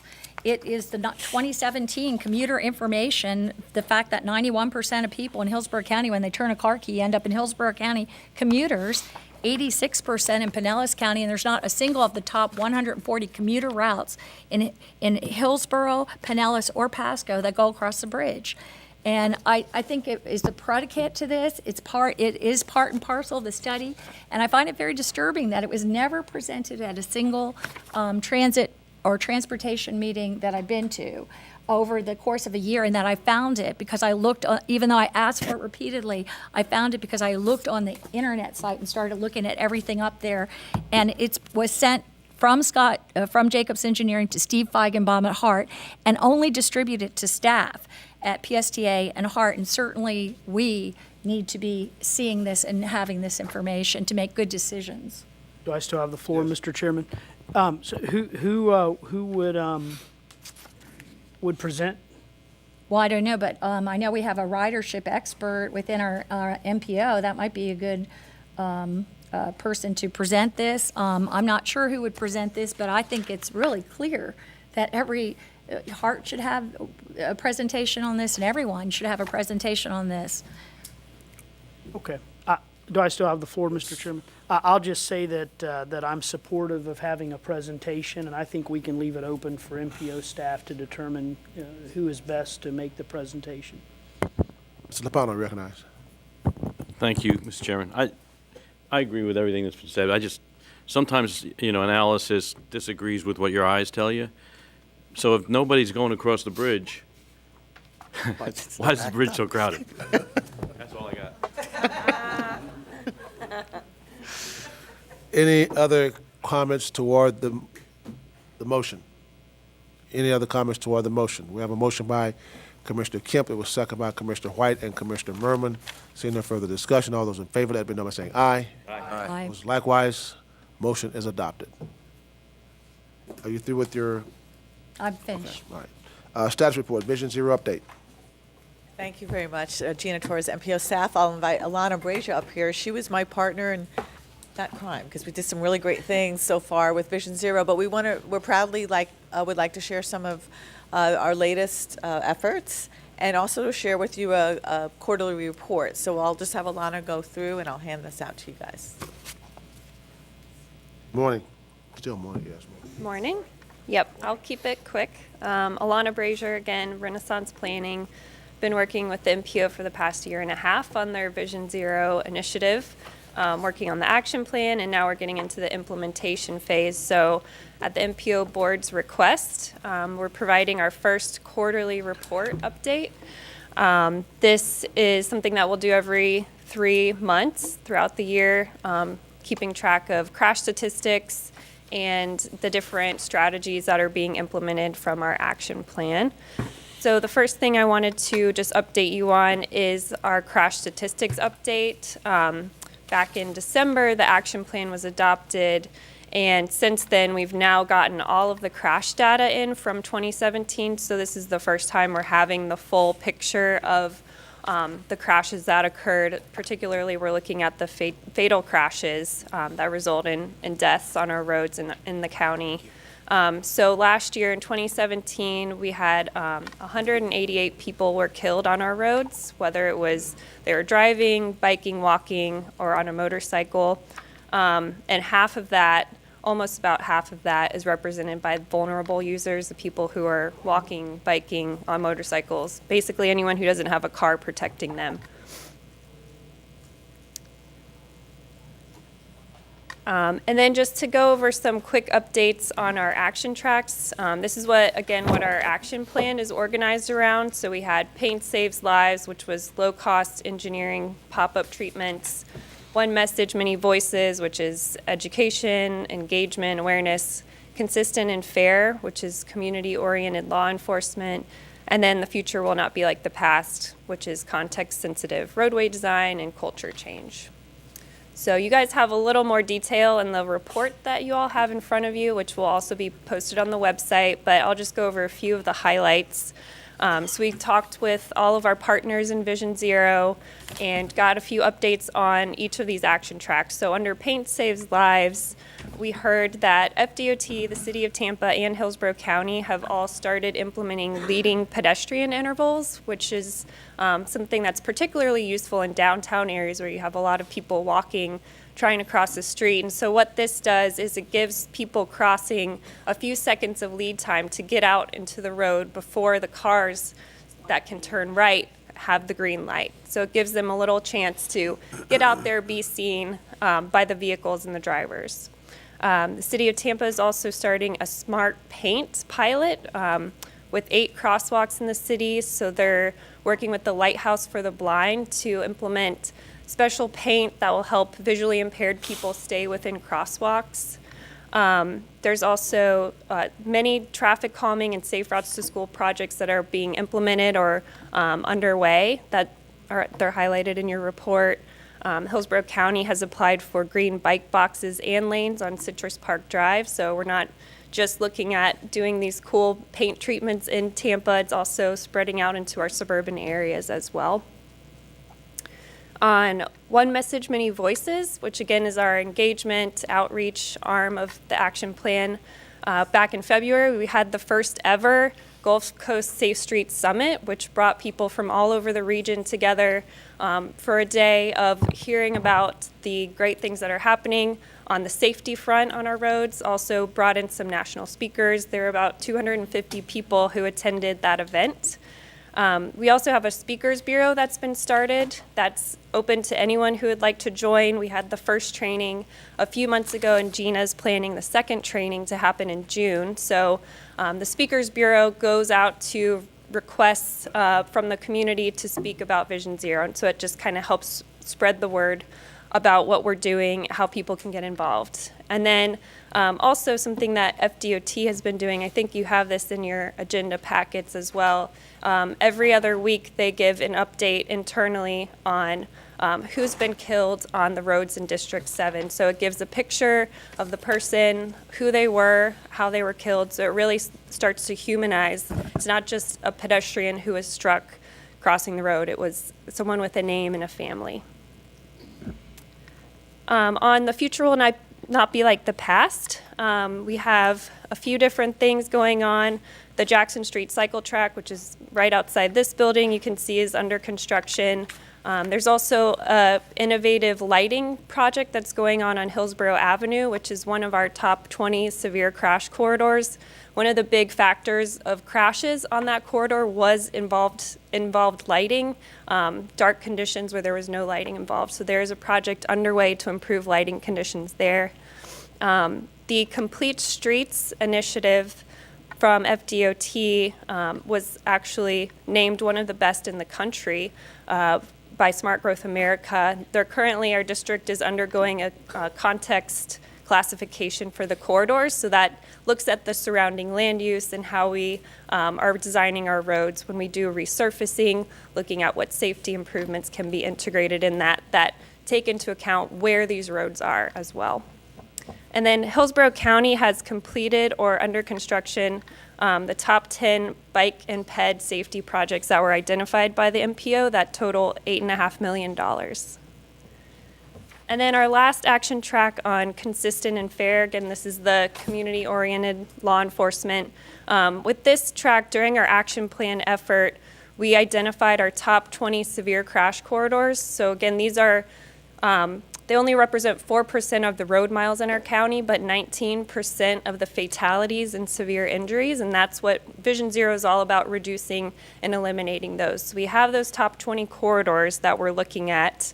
And the next phase that we're focusing on is doing some focused outreach on 2 of them, kind of piloting this idea to focus on connecting with the community there who lives, works, frequents this corridor, and getting them out there and engaged. So this is something that we're currently working on. We actually had our first event last week on 56th Street. So 56th Street from Sly to Bush Boulevard, that's one of the corridors we're focusing outreach efforts on. And then 15th Street from Fowler to Fletcher. So 56th Street, that, just to give you a little background and context, that is on the south end anchored by King High School, and then on the north end is anchored by Temple Terrace.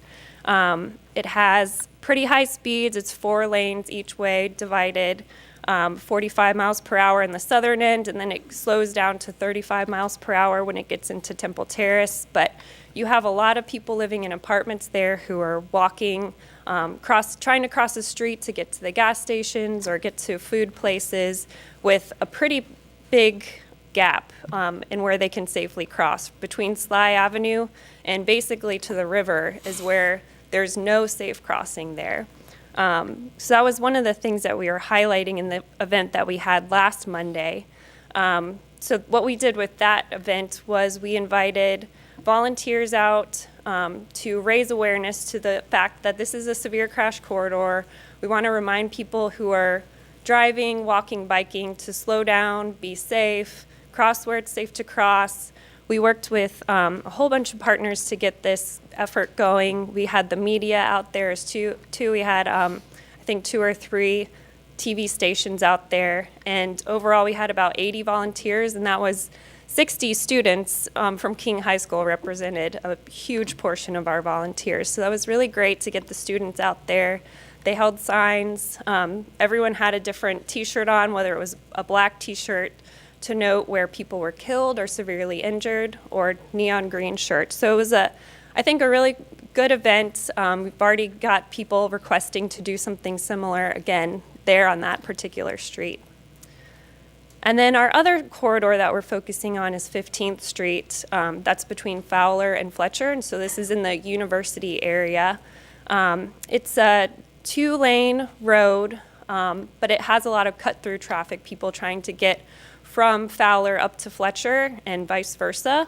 But there's a lot of low-income people here who do not own vehicles. They're walking, taking transit, biking, and a big portion of this corridor does not even have a sidewalk on one side of it, but you can see there's clear desire lines where people are walking frequently. It's kind of hard to see in this picture, but you can see there's a gentleman who had just gotten off the bus, and he's standing there blocking the bus, trying to get across the street. And this is actually where a big portion of our severe crashes are occurring, is right at that intersection. So what we're going to do with our event that's coming up on May 20th is we're going to have some pop-up treatments, get the community engaged and out there, helping us to paint some chalk crosswalks, particularly at this intersection. And then we're also moving up just a little north on that corridor between there and 127th Avenue. We're going to do some pop-up sidewalks and then an intersection mural. So it's really highlighting the safety issues, but also making it a fun, interactive event that we can get the community engaged in. So again, it's planned for Sunday, May 20th in the afternoon. We're working with the University Area CDC. They've been a huge help and great partner. Also, FDOT and the Sheriff's Department and the county will be closing off that portion of the road for the afternoon. And if you'd like to volunteer and participate, we have a website link up here. It's also linked on the Vision Zero Action Plan page on the MPO's website. That's it. Any questions? Thank you, Meryl. Executive Director's report. Thank you, sir. And we have several upcoming events that I wanted to draw your attention to that are in the addendum of your agenda packet.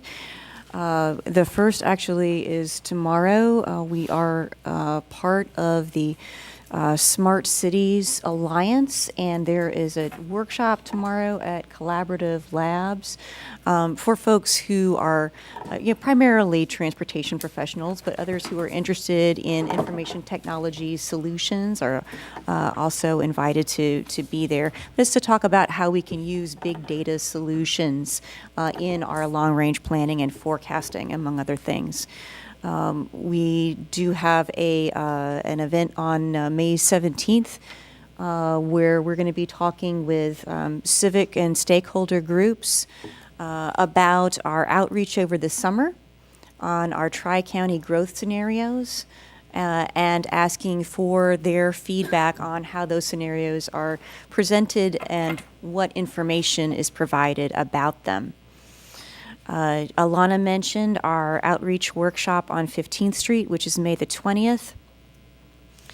The second public workshop on the what's essentially the MPO merger study, the Regional Planning Best Practices Study, that is scheduled for June the 1st at Collaborative Labs again. And we do have a save the date for a regional transit forum at Tampa International Airport on July the 20th. And then finally, I wanted to draw to your attention that your quarterly report is in your folders. Thank you. Any other business to come before us this morning? Seeing none, we're adjourned.